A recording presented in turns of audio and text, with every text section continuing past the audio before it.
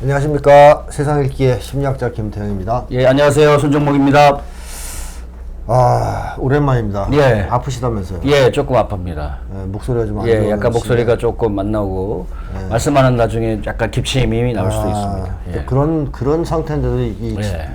나와주신 거 예. 누가 뭐 나오라고 강요를 했나요? 김태현 선생님 뵈려고 이렇게 뭐 비가 와도 쫓아오고 있습니다. 네, 예. 중요한 얘기 하시려고 나왔을 텐데 네. 오늘 주제를 이제 정전회담과 평화협정으로 잡으셨다고요. 예. 사실 이제 7월 27일이 다가오고 있습니다. 7월 27일은 정전협정이 맺어진 그렇죠. 그날이죠. 지금 날이죠. 예. 70년 됐습니다. 지금 70년. 이 70년 동안 정전협정이 계속되고 있다는 것은 결국 전쟁이 끝나지 않았다 그렇죠. 하는 얘기고 네. 그렇기 때문에 많은 사람들이 이제 빨리 정전을 끝내고 즉 전쟁을 끝내고 평화협정을 체결해야 된다 이렇게 얘기를 해왔는데 예. 뭐 아직까지도 뭐 별로 이제 비전이 없습니다. 네. 이제 종전선언에 대해서 윤석열 대통령은 반국가 세력 이라고 이제 주장을 하는 상황까지 왔잖아요. 예. 세계 최장 기간 지금 정전 상황, 즉 네. 전쟁 상태가 유지되고 있는데 네. 그 이유 왜 이렇게 오랫동안 이 네. 전쟁이 끝나지 않고 있느냐 네. 이거에 대해서 조금 먼저 말씀해 주십시오. 그렇죠. 이게 지금 역사적으로 뭐 세계 최장인데요.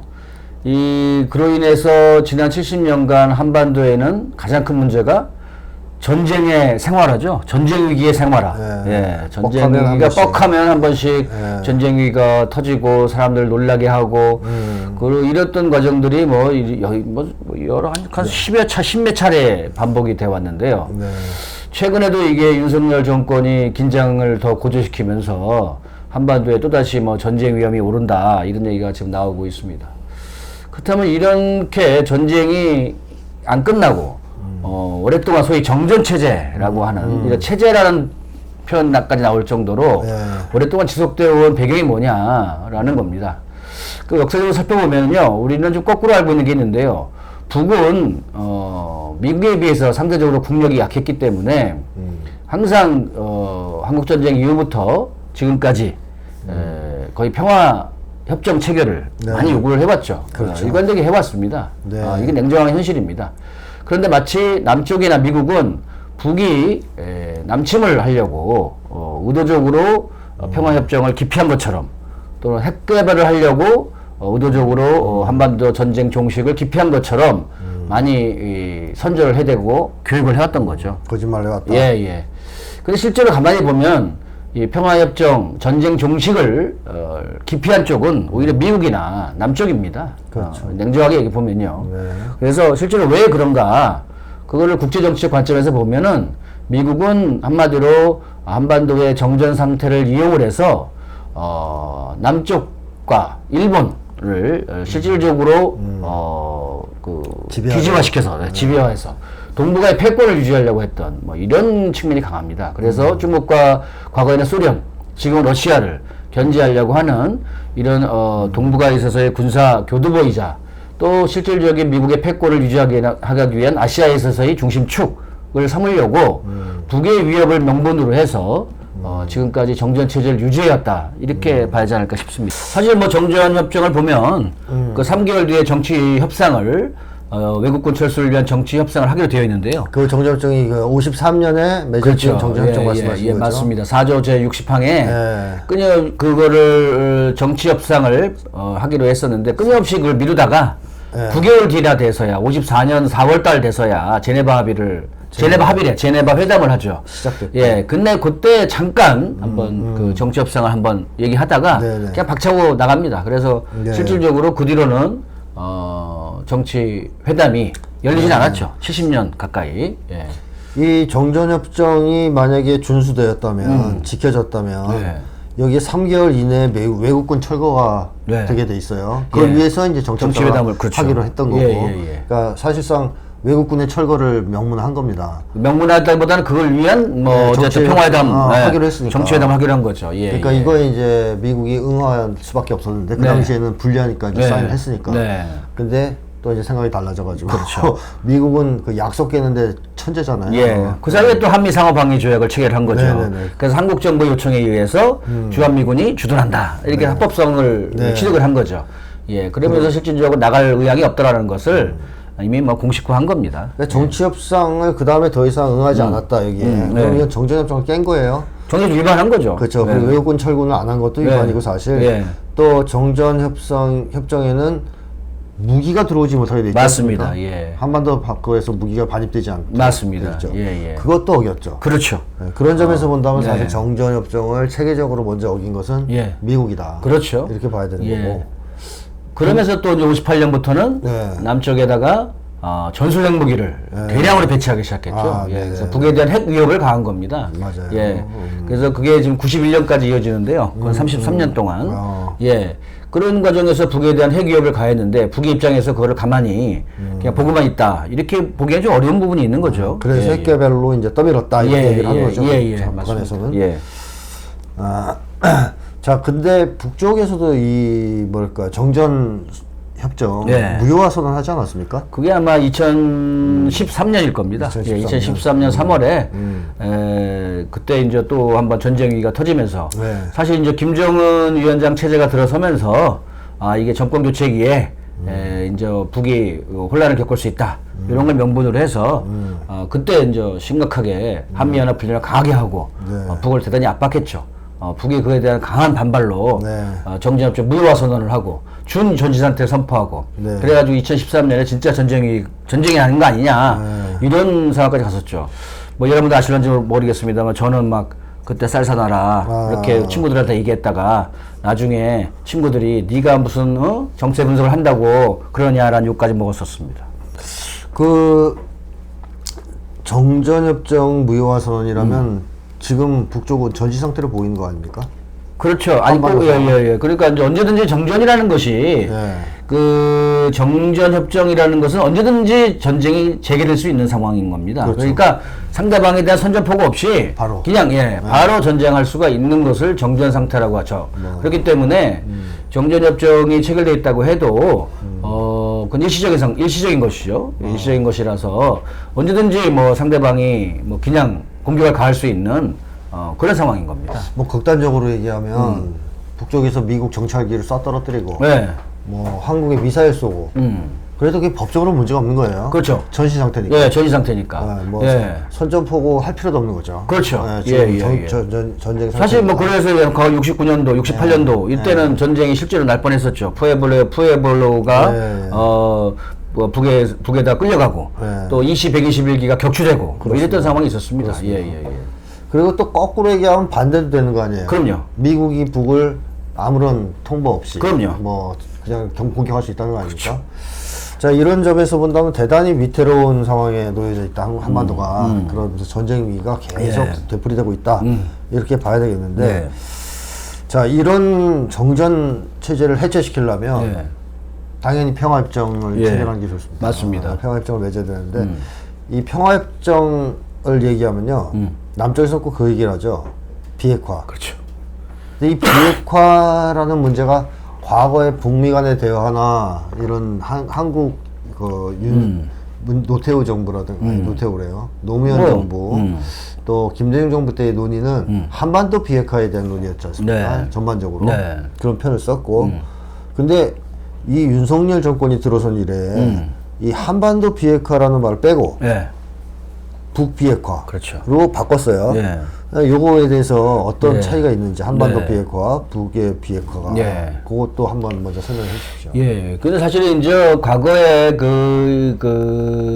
저기 한반도 비핵화라는 개념도 내용상으로는 북의 비핵화였었죠.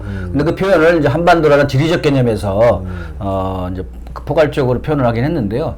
윤석열 정권은 아예 노골적으로 그냥 북비핵화다 이렇게 이제 표현을 하고 있는 것이죠. 그래서 이제 남쪽이나 미국에서 주장하고 있는 그 한반도 비핵화의 개념은 사실상 이제 내용적으로는 북의 비핵화입니다.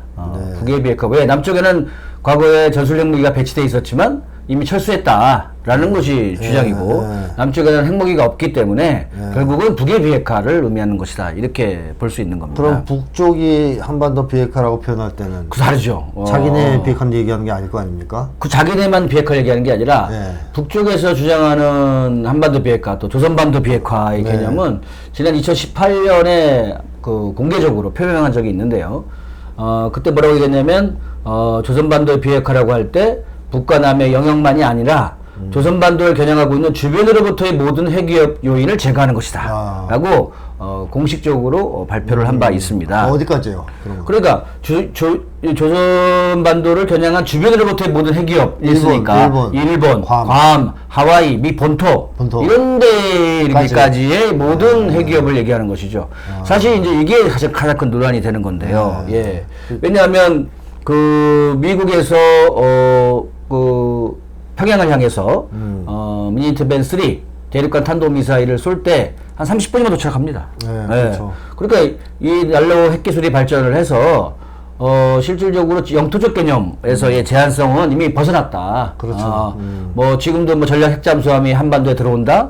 그럼 쏴대면 뭐 바로 뭐 몇 분 안에 들어가는 거고 미 본토에서 쏜다 하더라도 30분이면 도착하는 거니까 실제로 그 남쪽 한반도에서만 핵이 없다고 해서 정말로 한반도가 평화지대가 되는 것이냐 이렇게 본다면은 그건 아닌 것이죠. 언제든지 미 본토로부터 쏠 수 있는 거니까. 바로 그렇기 때문에 한반도 비핵화를 했을 때는 한반도의 영토적 개념에서의 그런 문제만이 아니고 미국으로부터의 핵 위협도 같이 제거해야 된다 이런 주장을 하는 것이죠. 이게 사실은 북과 그 미국이 서로 비핵화를 바라보는 개념의 아주 결정적 차이입니다.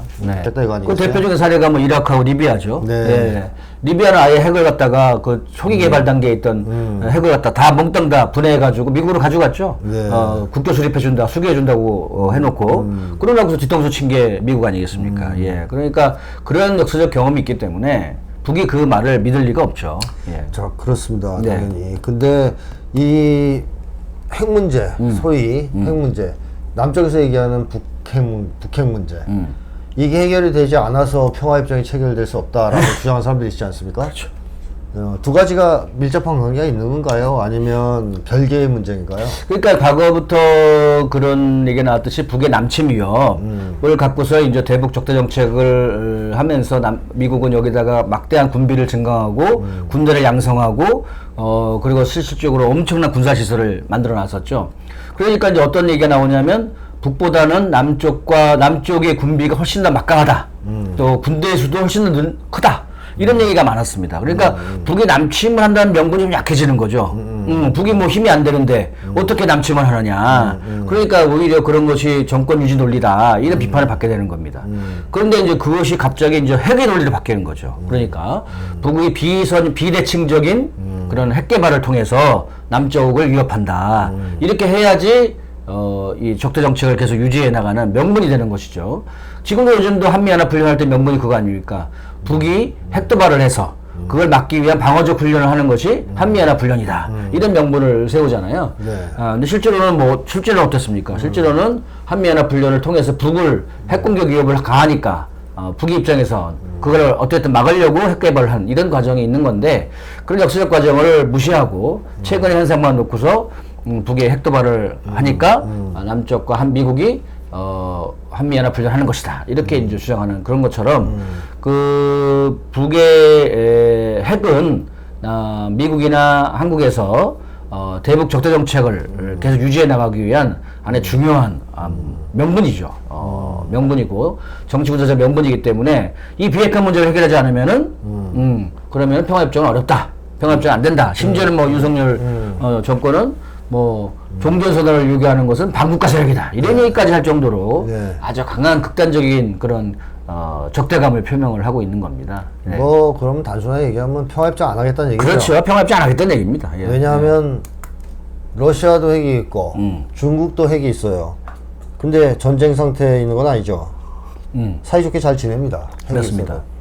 그 사이좋게 잘 지내려고 적대 정책을 철회하고 수교를 하면 핵을 갖고 있어도 괜찮아요.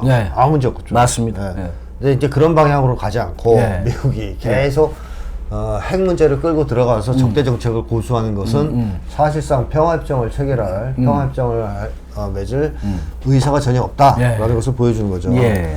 그러니까 결국 아까부터 쭉 얘기했던 걸 이어본다면 이 정전이 체제가 끝나지 않고 있는 즉 전쟁이 끝나지 않고 있는 근본 원인은 미국에게 있다. 예. 이렇게 이제 볼 수 있겠네요. 예.